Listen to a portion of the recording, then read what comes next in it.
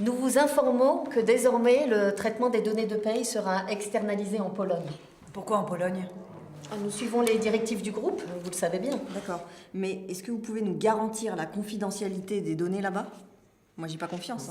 Ils suivent un accord ad hoc, ne vous inquiétez pas. Et pourquoi pas Singapour? Écoutez, nous on voudrait au moins des garanties pour les salariés. Est-ce que la direction peut prendre des engagements aujourd'hui sur ce point? Écoutez, ça a été envisagé par le service juridique, dont c'est le métier. On suit le groupe. Faites confiance à vos collègues. Service juridique qui a été délocalisé. Il vous a dit qu'il Écoutez, existait tout un a été accord. anticipé en amont par vos collègues. Et oui, quelle garantie! Les données relatives à la paye sont extrêmement sensibles et il faut les manipuler avec beaucoup de précautions. Les confier à une entité étrangère est d'autant plus compliqué. C'est aussi pour cela qu'a été rédigé le Règlement général sur la protection des données. Et s'agissant d'un règlement européen, il s'applique à l'ensemble des États membres, comme la Pologne.